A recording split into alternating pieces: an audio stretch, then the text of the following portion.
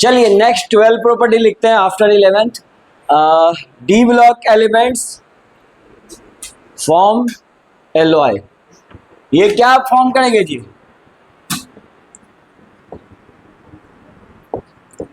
LOI का भी formation करता है। एलओआई आप जानते ही हो, क्या जानते हो? एग्जांपल्स बताओ है ना। ब्रास सुने होगे, ब्रॉन्ज सुने होगे, ये सब सुने हो, ये मेटल्स मिलते हैं, ठीक है। ये किसका मिक्सचर होता है? ये दोनों किसका कंपोजिशन होता है? कॉपर और जिंक। और इसमें कौन होता है? कॉपर और, बताइए, ब्रॉन्ज में कॉपर और टीन, इन दोनों का कॉम्बिनेशन से ये बनता है। तो इन्हीं को कहते हैं एलॉय। एक से ज्यादा मेटल्स जब, खास करके डी ब्लॉक का, डी मेटल्स कंबाइन होते हैं तो क्या फॉर्म करके देते हैं? एलॉय का, ठीक है। ये मेडल तो तुम लोग सुने होगे, ओलंपिक में दिया भी जाता है, नहीं है ना। गोल्ड के बाद सिल्वर और सिल्वर के बाद ये दिया जाता है, ठीक है। अब नेक्स्ट लिखिए, एक आपने और सुना होगा, स्टेनलेस स्टील। कहाँ सुने हो? स्टेनलेस स्टील कहीं सुने हो ये नाम? इसका क्या यूज होता है? बर्थ, वो तो स्टील है रे, स्टेनलेस स्टील। ये रेलवे के जो ट्रैक्स होते हैं, पटरी बने होते हैं, ये इसी का होता है, स्टेनलेस स्टील का। सिर्फ इसमें आयरन नहीं होता है, आयरन के अलावा क्या होता है? Chromium plus nickel. लिखिए। अच्छा, इससे फायदा क्या होता है? इससे बहुत अच्छा फायदा होता है, इन सब्सटेंस की हार्डनेस बढ़ जाती है। क्या बढ़ जाती है? हार्डनेस। हम एक बात बताओ, एलॉय करेंगे, मिक्सचर बनाएंगे, किस लिए बनाएंगे? उसकी प्रॉपर्टी को इनहेंस करने के लिए, बढ़ाने के लिए। प्रॉपर्टी बढ़ेगी कैसे? या तो सब्सटेंस हार्ड कर दो तो रेलवे ट्रैक्स बना सकते हैं, और ये एक और अच्छा फायदा है इसका, क्या है जी? रस्टिंग नहीं होती आयरन में। एक ध्यान दो, आयरन में रस्टिंग नहीं होती। इनमें रस्टिंग होता है कभी? सिर्फ आयरन रहता है तो रस्टिंग हो जाती है, ठीक है। ये स्टेनलेस स्टील में कभी रस्टिंग नहीं होता है, इसीलिए इसका यूज स्टील का, स्टेनलेस स्टील का नहीं, यूटेंसिल्स वगैरह में भी किया जाता है, ताकि उसमें कोई जंग नहीं लगे, रस्टिंग आयरन की नहीं होती, तो ये भी हम यूज करते हैं। आया बात समझ में? तो ये सब कुछ एग्जाम्पल्स हैं जो कि आप देखो डी ब्लॉक के ही एलिमेंट्स हैं, और इनका यूज किस लिए कर रहे हैं? किस लिए कर रहे हैं? एलॉय के फॉर्मेशन। कोई दिक्कत? तो एलॉय भी इनसे बना सकते हैं। जैसे कोई भी मेटल, अगर कोई भी डी ब्लॉक का मेटल अगर मरकरी के साथ रिएक्ट करता है, इसको पता है क्या कहते हैं?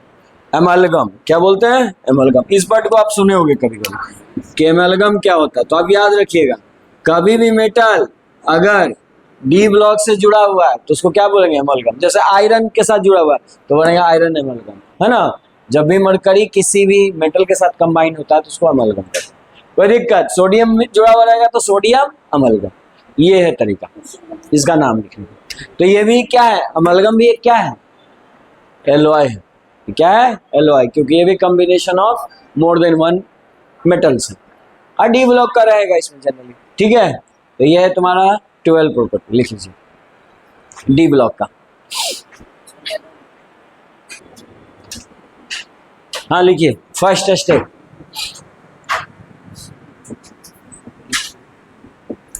क्रोमाइट और react with sodium carbonate and air, oxygen के साथ रिएक्शन होगा, ठीक है। क्रोमाइट और का फॉर्मूला देखिए, FeCr2O4, और इसका रिएक्शन होगा सोडियम कार्बोनेट प्लस ऑक्सीजन, और ये आपको बना के देगा, लिखिए, सोडियम क्रोमेट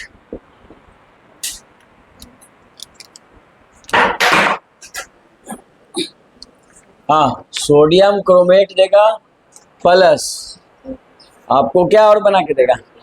फेरिक ऑक्साइड, और प्लस ये आपका CO2 गैस बाहर निकलेगा, ठीक है।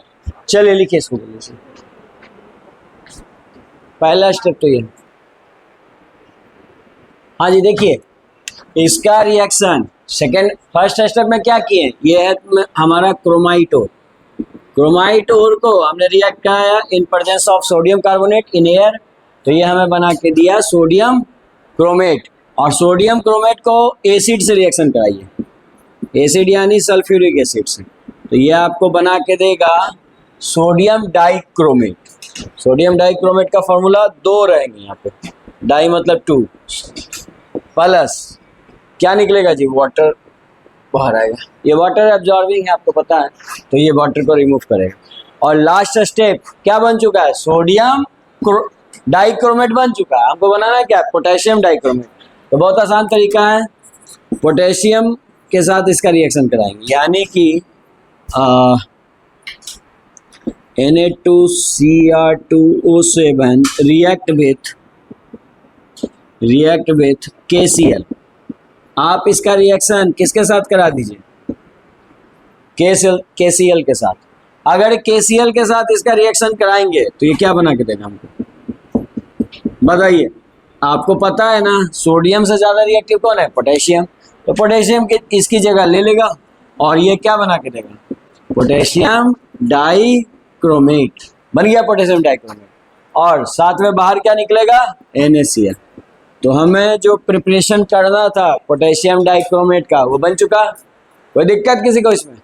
तो ये था तुम्हारा प्रिपरेशन ऑफ पोटेशियम डाइक्रोमेट, ये है तुम्हारा पोटेशियम डाइक्रोमेट, ठीक है। तो लिख लीजिए, नाम लिखा हुआ ऊपर तो नहीं। तो ये 3 स्टेप का प्रिपरेशन है, ये एग्जाम्स में आपको अगर आएगा तो 3 मार्क्स में आएगा, प्रिपरेशन ऑफ पोटेशियम डाइक्रोमेट। ये एग्जाम्स में पूछता है जी 3 मार्क्स में। तो यहां तक लिखिए और बताइए कि पोटेशियम डाइक्रोमेट का बिहेवियर कैसा होगा, ऑक्सीडाइजिंग एजेंट या रिड्यूसिंग एजेंट। लिखिए, it behave as a, potassium dichromate का बिहेवियर कैसा होगा, लिखो, it behave as a strong oxidising agent, it behave as a strong oxidising agent. अब अगर ये स्ट्रॉन्ग ऑक्सीडाइजिंग एजेंट की तरह बिहेव करेगा तो मतलब क्या, K2Cr2O7 का अगर आप ऑक्सीडेशन नंबर निकालिएगा तो आपको पता है निकालने का तरीका, क्रोमियम का कितना आएगा बताइए, +6 आएगा, इसमें कोई दिक्कत। देखो पोटेशियम का 1 होता है, तो 2 पोटेशियम में तो कितना हो जाएगा 2, और इसका x, और जिसका नहीं पता उसको x मानो, और 2 मॉलिक्यूल है तो 2x। एक ऑक्सीजन का क्या होता है -2, तो 7 ऑक्सीजन कितना -2, तो आप निकाल लीजिए। ये तो हमने करवाया है कई बार, ये कट गया 6। और मैक्सिमम नंबर अगर ऑक्सीडेशन नंबर आ रहा है तो वो कैसे बिहेव करेगा, स्ट्रॉन्ग ऑक्सीडाइजिंग। क्रोमियम का मैक्सिमम कितना तक जा सकता है, 6 तक जा सकता है, बोलिए कोई दिक्कत नहीं ना। तो ये इसका बिहेवियर है। अब तुम बताओ मुझे कि पोटेशियम डाइक्रोमेट कैसे टूटेगा, ये क्रोमियम पोटेशियम क्या हो जाएगा 2 प्लस Cr2O7, इसमें ब्रेक होगा। अब एक बात बताइए, इसको बोलते हैं क्रोमेट आयन, डाइक्रोमेट आयन, दो बना डाइक्रोमेट आयन। इसी तरह आयन पे टूटेगा डाइक्रोमेट। देखिए इसमें मेटालिक बॉन्ड भी है, और इस मॉलिक्यूल में तुम्हारा कौन सा बॉन्ड आएगा, कोवेलेंट बॉन्ड। तो मेरा क्वेश्चन यही है कि आप इसका स्ट्रक्चर बना सकते हैं कोवेलेंट बॉन्ड का। तो लिखिए, स्ट्रक्चर ऑफ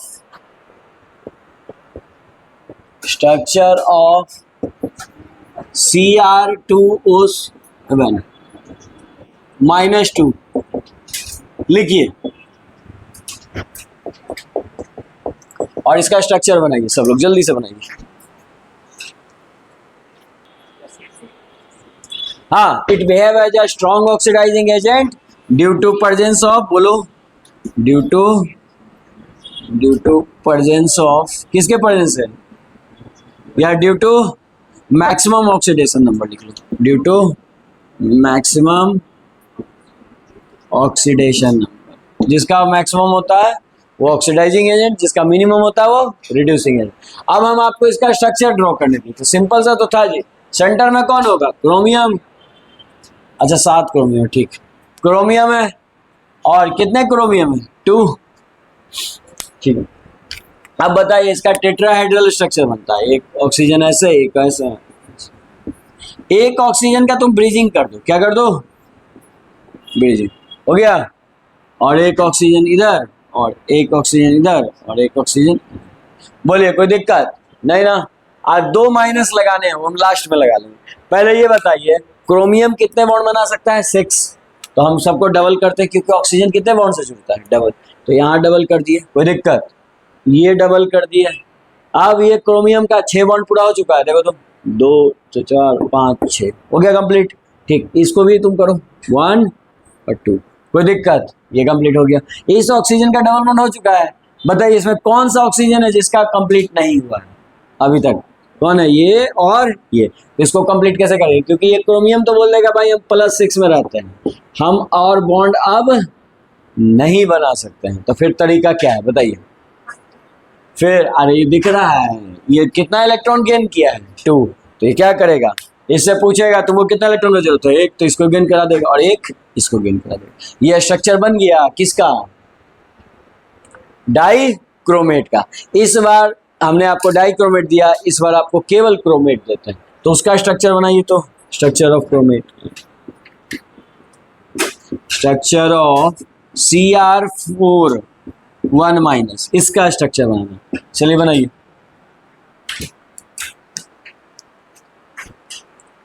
इस बार सब लोग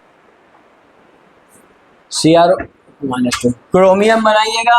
अगेन स्ट्रक्चर टेट्राहेड्रल होगा। आपको पता है 4 ऑक्सीजन जोड़ने हैं, तो टेट्राहेड्रल फॉर्म में ही जोड़ेंगे। और ये, और आप जानते हैं ऑक्सीजन कितने बॉन्ड से बनता है, 6। तो सॉरी डबल बॉन्ड से, और ये मैक्सिमम 6 बना सकता है, तो डबल कर दीजिए।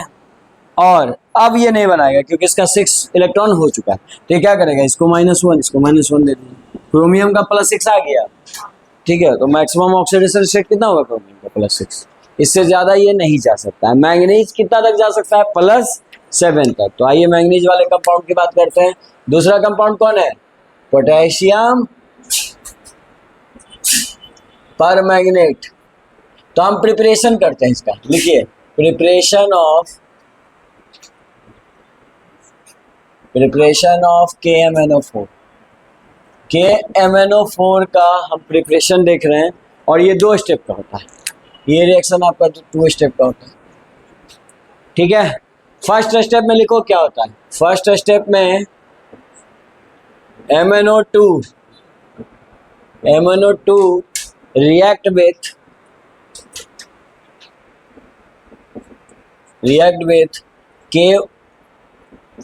KOH and air, भाई एन ऑक्सीजन, इन दोनों से रिएक्शन होगा फर्स्ट स्टेप में।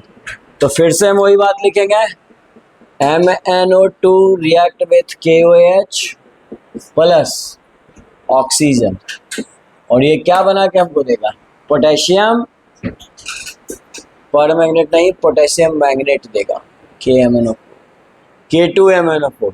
ये आपका फर्स्ट स्टेप है फॉर प्रिपरेशन ऑफ KMnO4।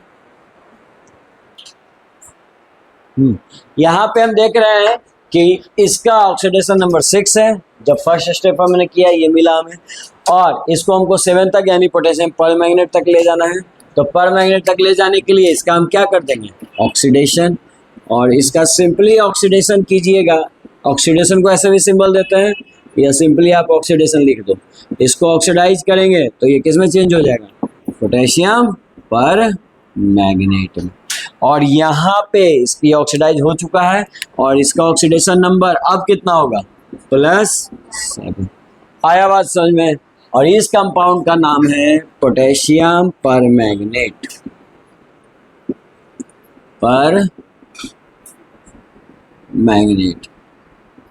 आया बात समझ में, तो लिख लीजिए। अब आप खुद ही बताइए कि इसका बिहेवियर पोटेशियम परमैंगनेट का कैसा होगा, ऑक्सीडाइजिंग एजेंट या रिड्यूसिंग एजेंट।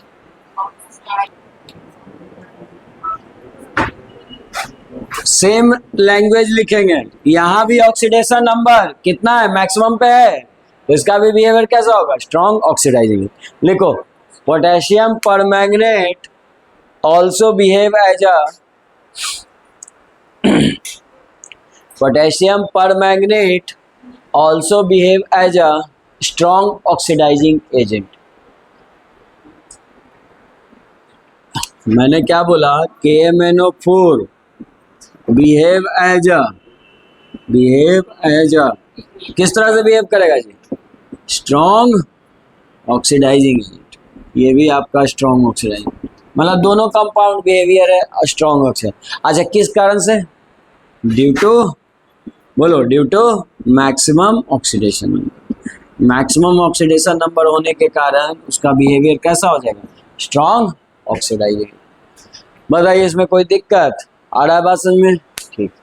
अब दूसरा एक और चीज मैं बताता हूँ, देखो पोटेशियम परमैंगनेट कैसे टूटेगा, KMnO4 को अगर ब्रेक कीजिएगा तो कैसे ब्रेक होगा, K+1 ये और ये माइनस। अब तुम बताओ ये होगा। अब बताइए अभी भी ये हो गया इसका आयनिक बॉन्ड, हम बोले थे ना दोनों बॉन्ड बनाता आयनिक और कोवलेंट। तो आप जरा इसका स्ट्रक्चर बनाइए MnO4, MnO4-1 को क्या कहेंगे, बताइए क्या कहते हैं, परमैंगनेट। अरे पोटेशियम को हटा दो तो परमैंगनेट आयन बोल देंगे उसको, तो बस पोटेशियम का नाम हटा दीजिए और क्या। स्ट्रक्चर ऑफ MnO4-1 को हम लोग बोलते हैं परमैंगनेट आयन। इसका नाम क्या है जी, पोटेशियम को हटा दीजिए, परमैंगनेट आयन। तो इसका आप स्ट्रक्चर जरा ड्रॉ कीजिए। तो इसका तो बन जाना चाहिए है, तो उतना बॉन्ड बनाता है वो, ठीक है। तो लिखिए परमैंगनेट का स्ट्रक्चर कैसा होगा, मैंगनीज और इससे जुड़े रहेंगे कितने ऑक्सीजन, टेट्राहेड्रल स्ट्रक्चर होगा, और ये डबल बॉन्ड से बनता है ऑक्सीजन, लेकिन 7 से ज्यादा ये एक्सपैंड नहीं कर सकता, तो फिर क्या करेगा, एगो को। तो ये इसका स्ट्रक्चर है किसका, परमैंगनेट का। बोलो कोई दिक्कत, इसका बिहेवियर समझ में आ गया, बना लीजिएगा ऐसा क्वेश्चन, ठीक है। अब ये दोनों कंपाउंड कंप्लीट होता है, इतना ही पढ़ना है आपको इस कंपाउंड में। अब मुझे बताइए यहाँ पे हेडिंग दीजिए, chemical property of transition metal.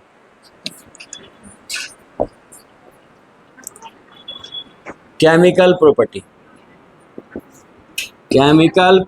Of transition metal यानी डी ब्लॉक का एलिमेंट। चलो डी ए ब्लॉक लिख लो, डी ब्लॉक। एक ही प्रॉपर्टी पढ़ना है, कोई खास नहीं है, बहुत सिंपल सा है। आप बताओ जिसका ऑक्सीडेशन नंबर ज्यादा वो नेचर में कैसा है, यहाँ पे नेचर में एसिड एंड बेस की बात करो, एसिडिक या बेसिक, बताइए कैसा होगा नेचर, आपको बताया था। एसिड कितने लोग करें, हाथ उठाइए। हाँ एसिडिक इन नेचर हो। अरे भाई देखो 7+ में होगा तो इसका आदत क्या होगा, इलेक्ट्रॉन को एक्सेप्ट करना, एक्सेप्टर ऑफ इलेक्ट्रॉन, और जो इलेक्ट्रॉन को एक्सेप्ट करते हैं वो कैसा नेचर में होता है, एसिडिक। तो ये आपको पढ़ाया है, चाहो तो लिख लो, पहले भी लिखवाया था। एसिडिक स्ट्रेंथ, ये पी ब्लॉक में भी बताया था, acidic strength directly proportional to positive, even कर लो पॉजिटिव ऑक्सीडेशन नंबर। जैसे जैसे ऑक्सीडेशन नंबर पॉजिटिव में बढ़ेगा उसका एसिडिक स्ट्रेंथ बढ़ेगा। बोलो ये पी ब्लॉक में पढ़े थे नहीं, +5 +6 में कौन ज्यादा होगा, 7 में कौन ज्यादा होगा, इस तरह से हमने निकाला। तो एसिडिक स्ट्रेंथ बढ़ता है जी किसके बढ़ने से। चलिए देखिए यहाँ पे तो आप सिंपल तरीका है, मैंगनीज का क्या होता है जी, x - 2 = 0, x = क्या आ जाएगा, +2। अच्छा दूसरा यहाँ पे बताइए इसका क्या आएगा, x, एक ऑक्सीजन का -2 तो -4 = 0। अच्छा x = +4, ठीक है। ये इतना चीज बड़ी बात नहीं है, तो सही होना ही चाहिए था, लिखिए सिंपल सा बात है। अच्छा देखिए ये इसको लिखिएगा 2x क्यों लिखे, क्या मैंगनीज 2 है और एक ऑक्सीजन का -12 तो ये 14। अब ये बताइए 14 आएगा। अच्छा ये 0 का क्यों लिख रहे हैं, क्योंकि मॉलिक्यूल पे चार्ज क्या है, कुछ भी नहीं दिया तो 0 मानते हैं, ठीक है। तो 2x, 2 से इसको काटिए तो क्या आ जाएगा 7। बताइए इसमें कोई दिक्कत।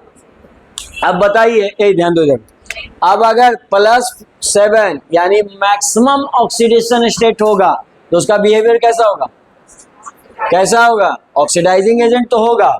चलो ठीक है वो भी लिख लो, बने तो वो ऑक्सीडाइजिंग एजेंट होगा। लेकिन मेरा बात क्वेश्चन ये है, वो एसिडिक होगा या भी एसिडिक बिहेवियर होगा। तो आप पहचान गए एसिडिक इन नेचर, ठीक है।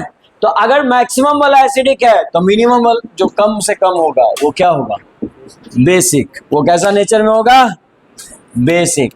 अगर वो बेसिक इन नेचर है, बेसिक इन, बोलो कोई दिक्कत। तो ये मिडिल वाले कैसे होंगे, जो बीच में लाई कर रहे हैं, इन बिटवीन, वो कैसा होगा, एसिड और बेस के बीच के कैसा होता है, न्यूट्रल या एम्फोटेरिक कहते हैं उसको। तो ये एम्फोटेरिक ऑक्साइड हो जाएगा। बोलो बात समझ में आता है। ऐसे ऑक्साइड को क्या कहेंगे, एम्फोटेरिक ऑक्साइड। तो कभी कभी आपको नेचर डिसाइड करने आएगा, कंपाउंड देख के आप कर लीजिएगा डिसाइड, वो एसिडिक है, बेस है, या फिर एम्फोटेरिक है। आ रहा बात समझ में, ठीक है, लिखिए।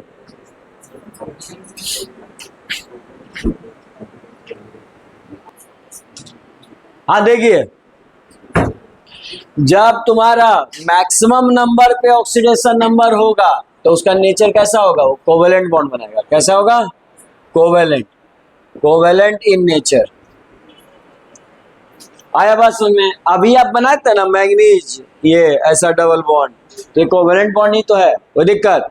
अच्छा देखो यहाँ पे ये क्या बनाएगा, रे क्या कर रही है, यहाँ देखो ये कैसा, जो बेसिक होगा वो कैसा बनाएगा, प्लस माइनस में नहीं आता है, ये कैसा बनाएगा, आयनिक बॉन्ड। यानी कि लोअर बनाएगा, सुनिए, लोअर बॉन्ड बनाएगा तो क्या होगा, आयनिक, और हायर बनाएगा तो लोअर ऑक्सीडेशन स्टेट कैसा होगा, ionic bond. Higher oxidation state कैसा होगा, कोवेलेंट, और हायर ऑक्सीडेशन स्टेट कैसा होगा, एसिडिक, और साथ में बिहेवियर कैसा होगा, ऑक्सीडाइजिंग, और इन बिटवीन रहेगा बीच में। तो ये कैसा बिहेव करेगा बताइए, ये दोनों की तरह बिहेव करेगा, यानी कि आप आयनिक और मेटल के बीच। यहाँ पे ये कैसा बिहेव करेगा, एम्फोटेरिक, या फिर किसको क्या कह सकते हो, neutral, neutral oxide. Metallic and ionic bond both, ये दोनों की तरह बिहेव करने वाला है। बोलिए कोई दिक्कत। तो इस तरह से आपको कोई कंपाउंड दिया जाए तो आप बता सकते हो कि उसका बिहेवियर कैसे होगा। जैसे तुमको दिया गया MnCl2, क्या होगा इसका बिहेवियर, जल्दी बताइए। MnCl2 का आयनिक या कोवेलेंट, आयनिक। क्यों, क्योंकि इसका ऑक्सीडेशन नंबर निकालो ना जी, X, क्लोरीन का -1 तो -2 = 0, तो X = क्या आ जाएगा, +2। तो +2 होगा यानी लोअर में है, तो ये कैसा बॉन्ड बनाएगा, आयनिक कैरेक्टर होगा। अगर इसका कैरेक्टर आयनिक होगा तो बताइए दूसरा बात, ये बेसिक या एसिडिक, तो ये बेसिक इन नेचर होगा। कैसा नेचर का होगा, बेसिक। तो ये सब आएगा कंपाउंड आपको पहचानने के लिए। बताइए कैसा होगा, कोई दिक्कत किसी को, बोलिए समझ में आता है ये बात, ठीक है। अच्छा, जैसे आपको और कंपाउंड्स दे दिया,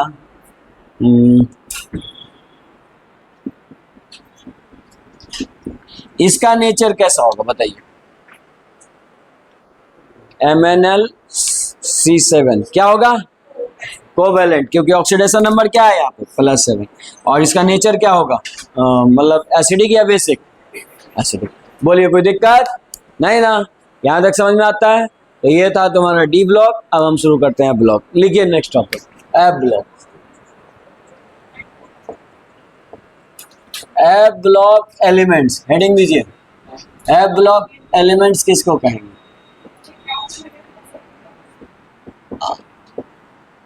एफ ब्लॉक एलिमेंट्स किसको कहेंगे, जब लास्ट इलेक्ट्रॉन कहाँ इंटर करे, एफ ब्लॉक में, उसको कहेंगे एफ ब्लॉक। तो लिखिए यहाँ, हाँ लिखिए इसमें, व्हेन लास्ट इलेक्ट्रॉन, लिखो, when last electron enter in F subshell, when last electron enter in F subshell are called F block element. When last electron enter in F subshell is called, are called F block element. ठीक है। अब इसका electronic configuration बताइए, क्या लिखेंगे block में, electronic configuration. तो आपको याद होगा इसका ग्रुप हमेशा कितना होता है जी, ग्रुप नंबर क्या होता है हमेशा, 3 और 6 तो पीरियड होता है, 6 और 7 पीरियड। तो देखो S2 एस पूरा भरेगा, एन पूरा नहीं भरेगा, एन माइनस वन, डी पूरा नहीं भरता है, डी कितना भरता है 0 से लेके 1 तक। ये क्यों, काहे कि एक जोड़ देंगे 2 1 और 3, तो 3 थर्ड ग्रुप में पहुंच गया, और थर्ड ग्रुप में ही कौन पाया जाता है एफ, तो n माइनस 2, एफ कितना 1 से लेके 14। ये हो गया एफ ब्लॉक का इलेक्ट्रॉनिक कॉन्फ़िगरेशन, जो कि ऑब्जेक्टिव में एग्जाम्स में पूछ सकता है। तो लिखिए, दूसरा नोट लिखिए इसी के नीचे कि एफ ब्लॉक के एलिमेंट्स कहाँ पाए जाते हैं जी, कौन से ग्रुप में, ग्रुप नंबर 3। तो लिखिए F block elements, a group number of F block element, group number of F block element is 3, is always 3, बदलता बदलता नहीं है, हमेशा 3 में पाया जाता है। कौन, F ब्लॉक हमेशा आपका 3 में पाया जाता है। देखो जैसे कैसे, यहाँ पे S होता है, यहाँ पे S, और यहाँ पे कौन होता है, ये तुम्हारा डी है लंबा, ये डी ब्लॉक। अच्छा होता क्या है, डी ब्लॉक किस ग्रुप से तैयार शुरू होता है, ग्रुप नंबर 3 से शुरू होता है। आप सुनिए 3 में ये इधर कहीं 6 में जाके होता है, 6 और 7 में, ठीक है 6। तो एक बात बताइए, इसमें लेंथनम के बाद 57 के बाद एक गैप आता है, और सीधा हॉफनियम कितना 72 पे, आई जो गैप है वो कहाँ से कहाँ तक है 15। ये जो गैप है इसी को नीचे ड्रॉ कर दिया जाता है, क्योंकि यहाँ पे ड्रॉ करना 14 एलिमेंट्स को मुश्किल है। अच्छा डी का इलेक्ट्रॉनिक कन्फिगरेशन D1 आया था, लिखे थे ना जी, तब बताइए इसीलिए ना D1 लिखते हैं। एस पूरा भरा, डी में 1 इलेक्ट्रॉन आया और फिर एफ में आएगा, तो वही कहलाएगा एफ ब्लॉक एलिमेंट।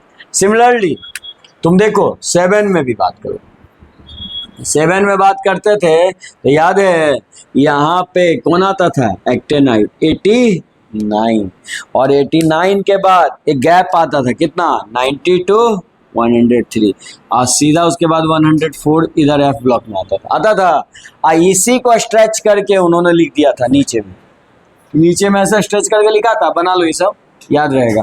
तब बताइए 6 पीरियड कौन सा पीरियड है जी, 6 पीरियड कहाँ से कहाँ शुरू होगा जी, किसके बाद शुरू होगा, लेंथेनम के बाद, इसीलिए इस सीरीज का नाम क्या रखा गया, लेंथेनॉइड सीरीज। इसमें कोई दिक्कत नहीं।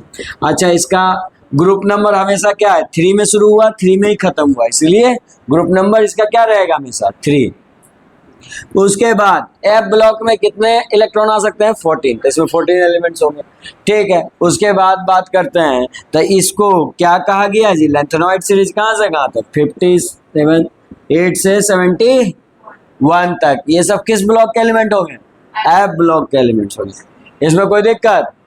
अच्छा ये किस ब्लॉक का है 7th का, सॉरी पीरियड 7th पीरियड का है, और ये कहाँ से कहाँ शुरू होगा जी, एक्टेनॉइड सीरीज, किसका होगा एक्टेनॉइड सीरीज। अच्छा एक्टेनॉइड सीरीज कहाँ से शुरू होगा 90 से लेके 103, तो याद हो गया group number always 3, period number is 6 and 7 is possible, और लेंथेनम के बाद आने के कारण लेंथेनॉइड सीरीज, एक्टेनॉइड के बाद आने के कारण एक्टेनॉइड सीरीज। कहाँ से कहाँ होगा लेंथेनॉइड सीरीज 58 से 71 तक, और एक्टेनॉइड सीरीज कहाँ से कहाँ तक होगा 90 से 103 तक।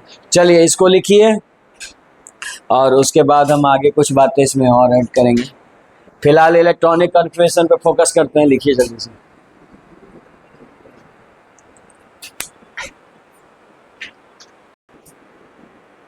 देखिए इसका सिंपल सा आंसर है, क्या आंसर है जी बताइए। आप इसके पहले का नोबेल गैस लिख लो, कौन है 54, और बताइए n का वैल्यू क्या आपको पता है 6 होगा, 6 या 7, तो n का वैल्यू हो गया 6, तो क्या लिखिएगा 6, n की जगह क्या लिखिएगा 6, और s में कितने इलेक्ट्रॉन रखिएगा 2 रख दिए। अच्छा d का वैल्यू क्या आएगा 6 - 1, मतलब क्या आएगा 5 आएगा। इसमें इलेक्ट्रॉन कितने रखने 1, तो 2 1 3 ग्रुप नंबर 3 में पहुंच गए। अच्छा अब उसके बाद f लिखते हैं, IF के लिए 6 - 2 की जगह 6 - 2 क्या आएगा 4f। कितने इलेक्ट्रॉन होंगे यहाँ पे, कितने इलेक्ट्रॉन होंगे बोलिए 1, आप जोड़ लीजिए, 57 हो चुका है तो एक इलेक्ट्रॉन रख लेंगे, ठीक है। इसी तरह 59 के लिए लिखेंगे तो यहाँ पर कितने इलेक्ट्रॉन आएंगे, 2। तो लास्ट इलेक्ट्रॉन कहाँ इंटर किया, एफ सब सेल में, इसलिए कौन सा ब्लॉक का एलिमेंट, एफ ब्लॉक। अगेन इसमें क्या लिखिएगा, जेनॉन बिफोर, और फिर से 6s2 5d1 4f। मुझे बताओ इसका वैल्यू कितना होगा, इलेक्ट्रॉन कितने बच रहे हैं, 4, यहाँ हम 4 लिख सकते हैं, बोलिए यही लिखे हो साहब, ठीक है। तो अगर आपको इतना समझ में आता है तो यूरेनियम 92 पे होता है, और आप पता होगा यूरेनियम 92, थोरियम कितना पे होता है, 90 पे। तो ये दोनों कौन सा सीरीज का होगा, एक्टेनॉइड का। तो जरा जल्दी से लिखो तो इन दोनों का इलेक्ट्रॉनिक कॉन्फ़िगरेशन, इतना समझ में आता है तो। इसके पहले का नोबेल गैस कौन याद है, रेडॉन 86 नंबर, तो लिख लीजिए। देखिए यूरेनियम का लिखिए, थोरियम का, इसके पहले का नोबेल गैस आपको पता है कौन होगा, रेडॉन। अगर नोबेल गैस पता है 86 पे होता है तो बताइए एन का वैल्यू आपको पता है क्या होगा, 7, तो वैल्यू पुट कीजिए 7s2। बताइए डी का वैल्यू एक कम होता है ना, 7 - 1 यानी कि 6d1। और एफ का वैल्यू क्या होगा, एफ का वैल्यू बताइए, 7 - 2 यानी 5f। इलेक्ट्रॉन कितने बढ़ेंगे यहाँ पे, यहाँ पे 1, और इसमें भी सेम ही रहेगा, बस खाली क्या हो जाएगा,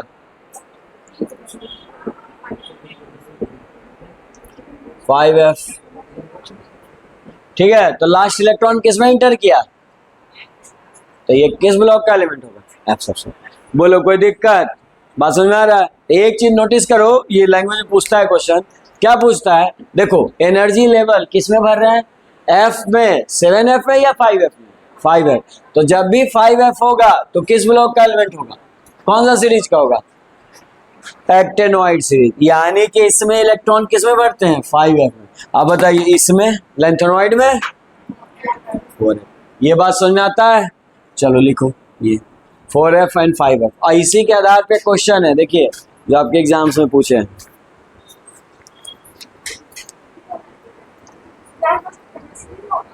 ना। हाँ सुनो क्वेश्चन, आंसर बताइएगा। विच of the following element 5f energy level is gradually field, 5f का एनर्जी लेवल क्या होगा, ग्रेजुअली फिल्ड होगा। बताइए 5f में किस में भरेगा, transition metal, point metal, lanthanoid series, actinoid series, कौन सा, कौन होगा आंसर, एक्टेनॉइड। आ रहा बात समझ में। देखिए फिर अगले दूसरे साल 2021 में फिर से सेम क्वेश्चन, क्या पूछा, which of the following 4f energy level, कौन सा, 4f energy level is gradually filled, किस में फिल्ड होगा, actinoid, lanthanoid, transition, none of this, lanthanoid. समझ में आ रहा है। तो जब जब 4f में बढ़ेगा लैंथेनॉइड, और जब जब 5f में बढ़ेगा एक्टेनॉइड। बोलिए इतनी बात समझ में आया। तो किसी भी एफ ब्लॉक का आपको एलिमेंट देगा, आप बता दोगे इसका इलेक्ट्रॉनिक कॉन्फ़िगरेशन, कोई डाउट यहाँ तक नहीं ना। फिर जनरल इलेक्ट्रॉनिक कॉन्फ़िगरेशन ये भी पूछा हुआ है फॉर एफ ब्लॉक, तो आप क्या लिखोगे, N2 NS2 N-1 D021 और N-2 F 1 से 14। एफ ब्लॉक का एलिमेंट किस ग्रुप में लाई करता है, हमेशा 3 में। और पीरियड नंबर क्या क्या पॉसिबल है, 6 और 7। 6 को कौन सा सीरीज कहते हैं, क्यों कहते हैं, क्योंकि लैंथेनॉइड के बाद आता है। लैंथेनॉइड के बाद कहां से कहां तक, 58 से 7। और एक्टेनॉइड के बाद आएगा एक्टेनॉइड सीरीज, 7th वाले को कहेंगे कहां से कहां तक, 90 से 103 तक। तो ये है हमारा एफ ब्लॉक का इलेक्ट्रॉनिक कॉन्फ़िगरेशन लिखने का तरीका जो बताया। इसके बाद हम और क्या पढ़े थे जी, डी ब्लॉक। डी ब्लॉक में पढ़े ये कैसा बनाता है, एलॉय का फॉर्मेशन करता है। एलॉय का फॉर्मेशन क्यों करते हैं बताइए, कोई भी सब्सटेंस का एलॉय हम क्यों बनाते हैं, पर्पस क्या है इसका, हाँ उसको स्ट्रॉन्ग बनाने के लिए। भाई मिक्सिंग क्यों करेंगे, उसका हार्डनेस को बढ़ा देंगे, उसकी कंडक्टिविटी को बढ़ा देंगे, वो रेसिस्ट ना उसकी रस्टिंग को रोक देंगे, प्रिवेंशन ऑफ रस्टिंग।